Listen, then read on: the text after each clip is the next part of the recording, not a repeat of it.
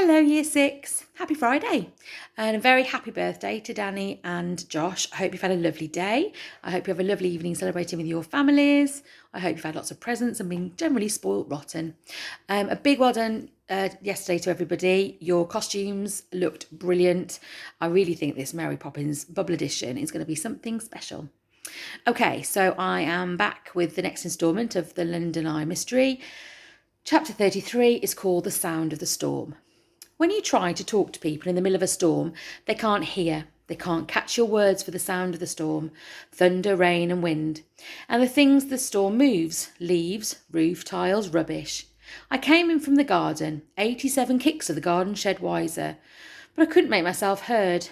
Dad was just coming in from work, and Mum was still sitting on the stairs. She ran to him before he took off his coat. Her arms went around him, and she put her head on his shoulder.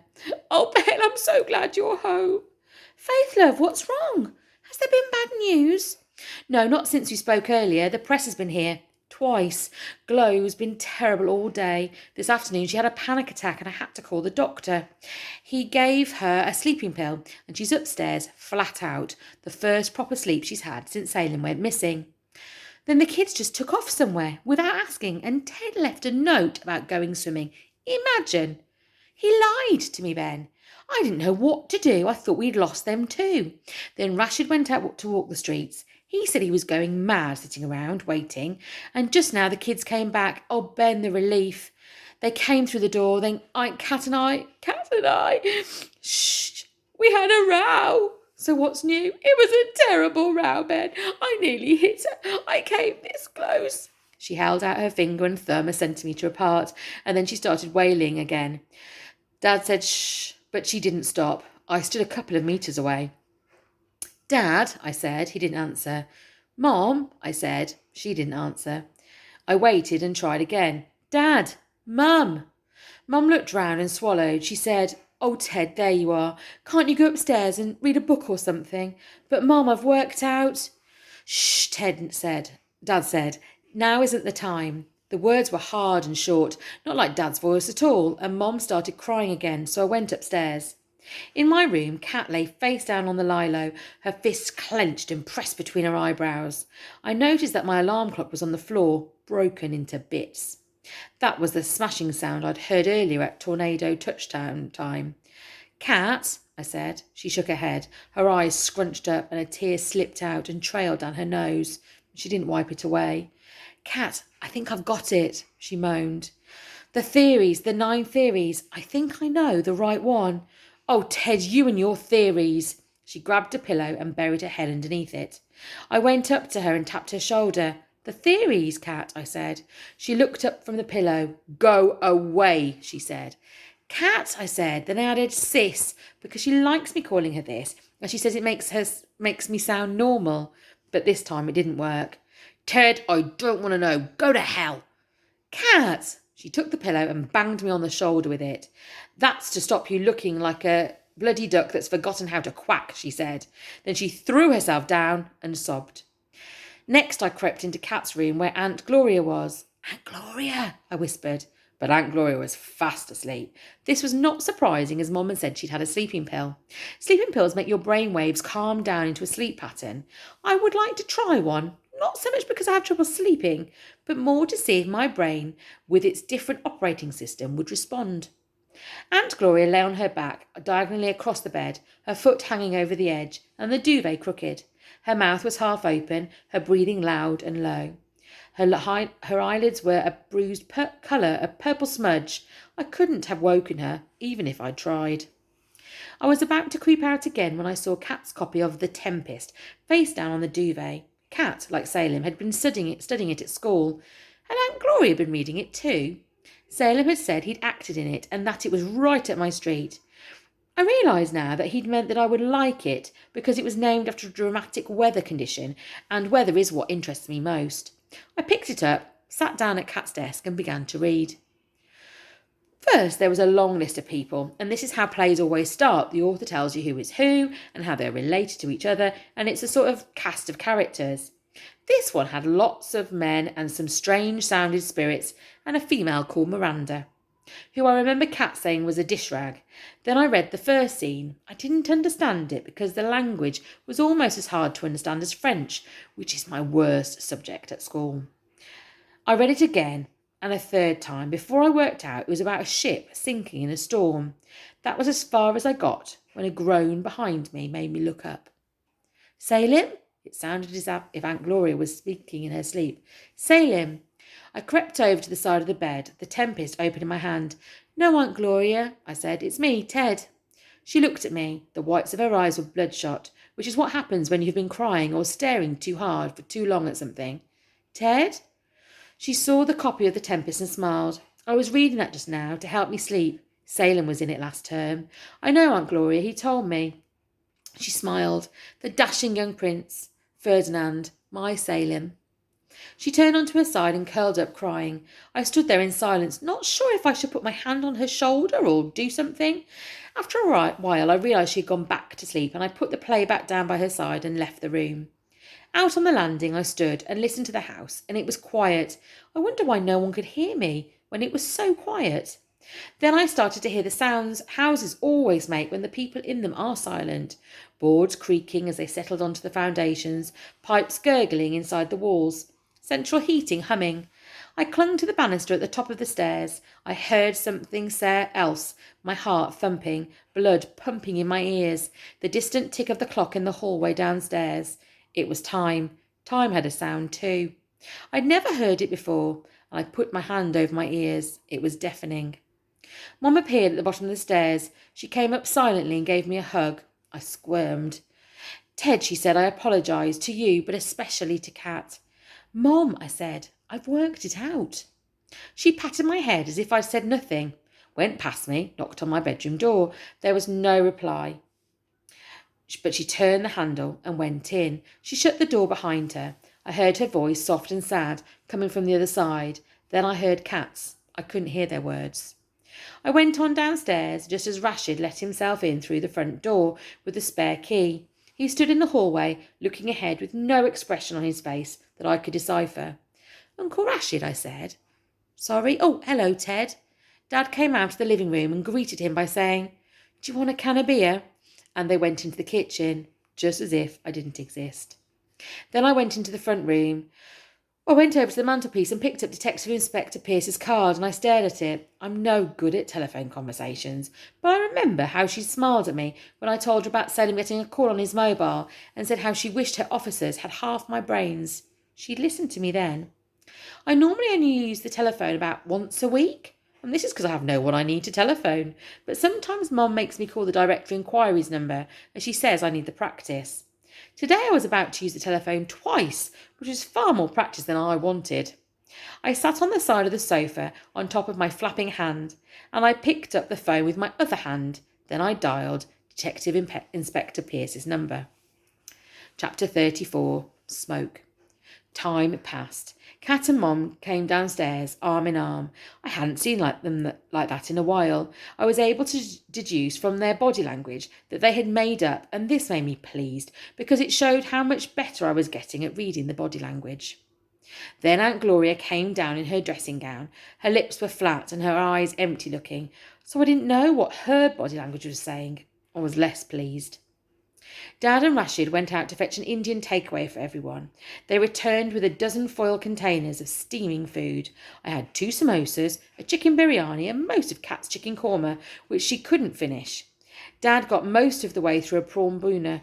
As for the others, mounds of food got left on their plates. Aunt Gloria nibbled on one side of an onion bhaji for about half an hour. Mum's fork went round her plate, pushing the same chickpea. Rashid sipped a beer and stared at his food without even starting it. How was work? Mum said to Dad. Quiet. I was at Peckham Way today on another job. Then no one spoke. I wanted to tell them what I knew and all about my conversation with Detective Inspector Pierce, but she had told me to say nothing for now in case people started to hope. She explained that normally hope is a good thing, but if you hope a lot for something and it doesn't happen, then you are disappointed, and that's called being let down. I asked her if being let down was like coming back to earth with a bump if you let air out of a hot air balloon too fast, and she said yes, it was like that. Then that started another train of thought that hot air ballooning was something I'd try one day, but only when the weather was set fair, and I'd bring instruments for measuring air pressure and temperature and make recordings and... Houston calling planet Pluto, Dad said. I looked over at Dad. This is what he says to get my attention when my thoughts are far away from where my body is. Pass the rice, Ted, he said, smiling. I passed the rice, and there was silence again. It was as if everyone had decided that Salem was not to be mentioned. Kat kept winding a brown curl of hair around her finger. Aunt Gloria lit a cigarette but forgot to smoke it. I watched it burn away and followed the trail of smoke through the air as it burned. It was deflected to the left over her shoulder, although there was no window open and no air in the room, and this made me think of the Coriolis effect again, and how it is invisible but can make things change direction. Aunt Gloria, I said. Shh, Ted, Mum said. No, let him say what he wants to say, said Aunt Gloria. Why are you lighting cigarettes and not smoking them, I asked. Ted, give your Auntie Glo a break. Auntie Gloria gave a tiny smile. I didn't even notice I'd lit one, Ted. I tell you what, when this is over, if he comes back safe, I'll give the damn things up. That's a promise. She sat back, tears going down her face, and took a long drag. I wasn't sure if she was crying at the thought of having to give up cigarettes, or because Salem might not come back safely. The room went quiet again. If he comes back, she repeated, which was how I knew she was crying because of Salem and not the cigarettes. I carried on eating. When I put my knife and fork down, I listened to the silence. I heard the clock ticking again. Then I felt blood pounding in my ears. It was like railway wheels going round and round in my head. Trains of thought running out of control. Couplers snapping. The boy on the slab, the boy on the train. Mom made a pot of tea. I heard a spoon rapping against the china as Dad stirred in his sugar. Salem or not Salem? I can't stand it any more, Aunt Gloria said, and she leaped up. The waiting, I can't stand it. Mom reached out and put a hand on Aunt Gloria's wrist. I know, Glo. Sit down. You don't know. You can't know. Kat and Ted, they've never disappeared. Not like this. Not for more than 2 days. And nothing. No news. Nothing. Calm down, Gloria, said Rashid. How can I? You're all sitting here. You're looking at me. And I know what you're thinking. Glo, Mom said. Don't you start. I overheard you stay on the phone to Ben. You think Salem's run away, don't you? You think he's hiding from me, don't you? Why don't you just say it? Glo, Mom said. Go on, say it. Maybe if the choice is between Salem being kidnapped by some evil person or his hiding somewhere unaware of how much distress he's causing you, then yes, I do think, that is, You're saying it's my fault, that I've brought this on myself. No, Glo, not that. But maybe going to New York for Salem was a step too. It wasn't, Gloria cried out. I know my boy. He wouldn't do this to me, I know. And she turned from the table. The sleeve of her dressing gown caught her plate, and an onion bhaji went flying. Her shoulders shook. I'm going to go out there and find him, I am. I don't care if I have to walk from one end of London to the other. And she staggered through the door into the hallway. Mom jumped up. Glo, don't go. I didn't mean... From where I was sitting, I could see Aunt Gloria opening the front door, fiddling with the handle. Get lost, Faye, she shouted. Stop her, Ben, Mom said. She's out of her mind. Dad, looking dazed, got to his feet. Kat got up too. Rashid sat still, his mouth hanging open. Just as Gloria opened the front door, a siren came wailing up right outside. Lights flashed. There were voices in the front garden, people moving and confusion. A chair fell over and Rashid rocked on his chair and started groaning. Please, God, please no.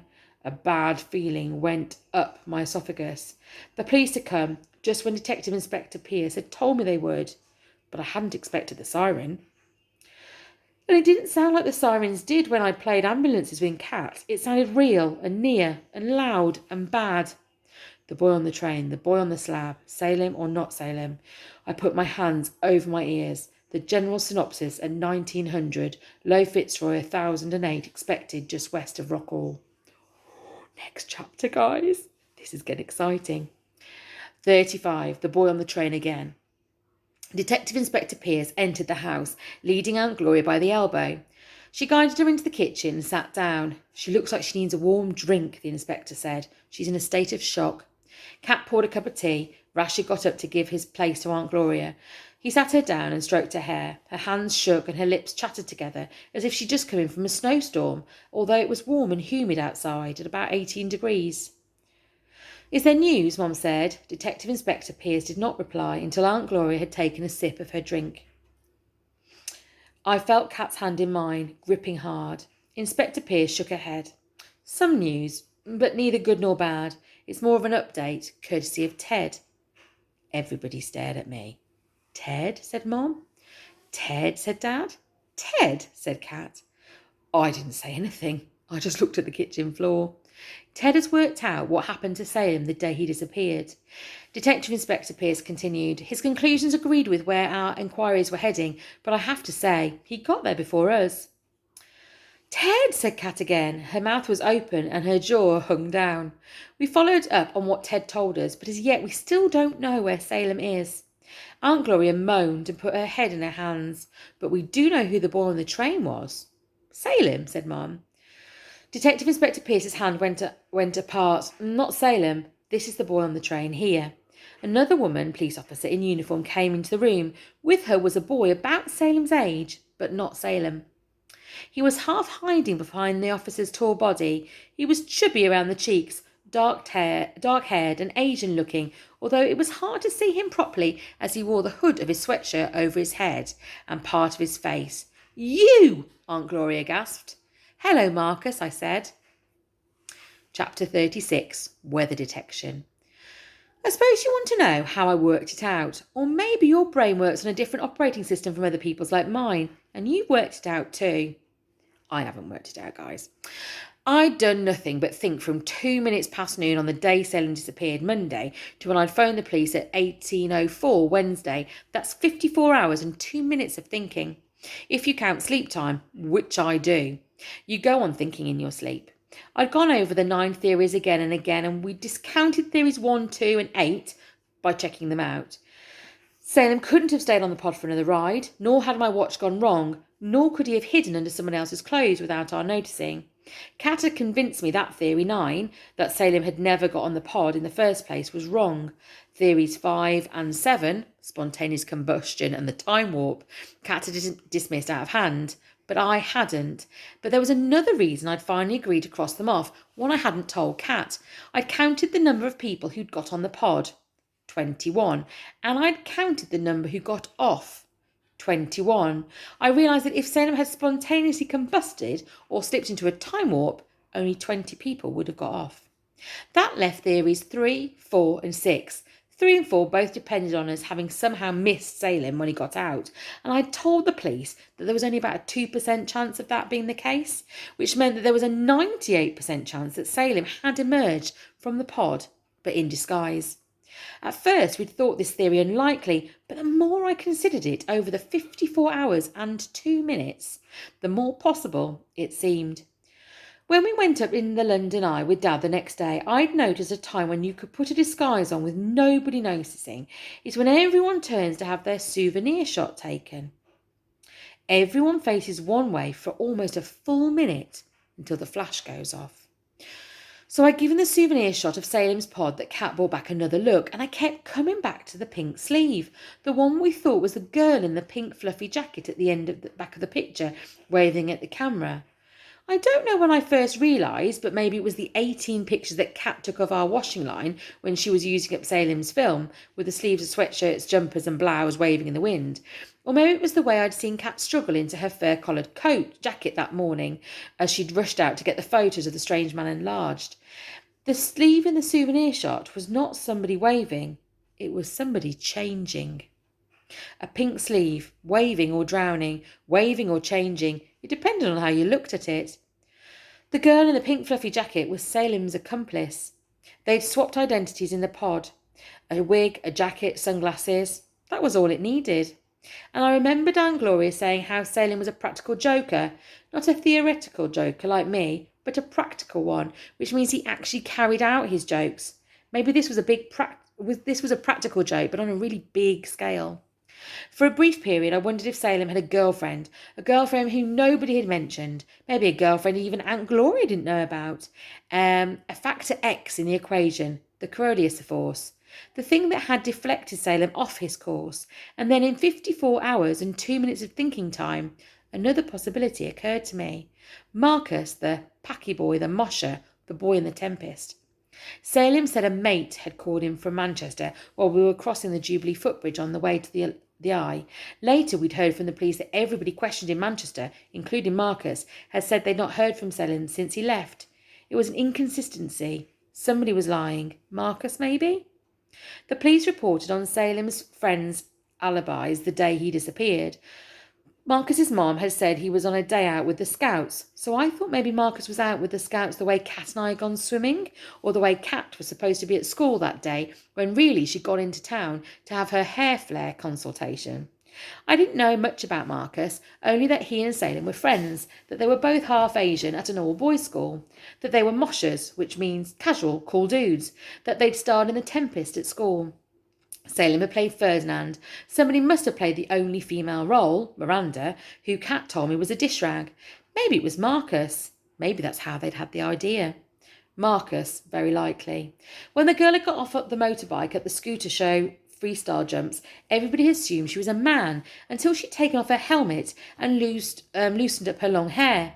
Maybe Kat and I had done the reverse, assumed the person in the pink fluffy jacket was a woman just because she had long hair, male or female. Depended how you looked at it. Marcus, almost certainly. Of the 21 people leaving the pod, there had been no extra woman, no female who could have emerged from under the wig and sunglasses disguise, but there had been a lad, the lad we'd taken for the girl in the pink fluffy jacket's boyfriend, the boy with chubby, brownish cheeks. Marcus, definitely. And that's when I remembered Salem shaving off his moustache. If he was to become the girl in the pink fluffy jacket, he needed to be clean shaven, as did Marcus. Everything pointed to Marcus. Then the final jigsaw piece fell into place. What the woman security guard said as we left Earl's Court. I didn't slot it into the rest of the pattern until the 87th kick of the garden shed. Kat had asked her where the strange man called Christie had gone. She'd replied he'd gone home with a stomach bug. A bug she didn't believe in. With him it's always the same. Sick this, dentist that, dead uncle the other. Never rains but it pours, just like his name. Detective Inspector Pierce had mentioned Marcus's surname to us only once, but once was enough. Enough for me at least, because when I am going to be a meteorologist when I grow up, the name Flood had struck me as interesting all along. The strange man had lied to us in Earl's Court and lied to us again in Mile End. Both times he'd known more than he said. He and Marcus were related. They were both called Flood. For some reason he had helped Marcus and Salem carry out their practical joke. Maybe because that's all he thought it was. But it wasn't just a practical joke. It was also part of a bigger plan. A plan for Salem to run away. Because I think everybody knew by then that Salem had not been abducted. He'd vanished by his own choice. He never wanted to go to New York. A clue to this had been the guidebook in his backpack. There were no creases on the spine, which meant Salem had never even opened it. Which meant going to New York didn't make him excited, but the London Eye did, and vanishing while riding it was the best and most exciting way of running away that he could think of. A weather detective is somebody who uses observations and measurements to make the theories, and if the theories are right, they will correctly predict weather patterns. Finding out what had happened to Salem and where he was likely to be was exactly like that. I had made observations and constructed theories and then found out more facts with Kat's help, and when the facts and the theories fitted, I thought we'd be able to track Salem down, just like you track a storm system and predict where it will make landfall. Only something had gone wrong. Salem hadn't appeared at the end of the trail. There was only Marcus. And Marcus stood in the kitchen staring at the floor, and when everybody started talking at once to him, he started crying. His head was down, but you could hear him and see his shoulders moving, and I got a very bad feeling in my esophagus again. Ted is good, isn't he? I did not get very much of that before he explained it all. I wonder where Salem actually is. Right, guys, 24 minutes. I better go. Have a fabulous weekend. You deserve it, and be ready and creative and ready for our next stage of our Mary Poppins Bubble Edition next week. Take care, guys. Bye.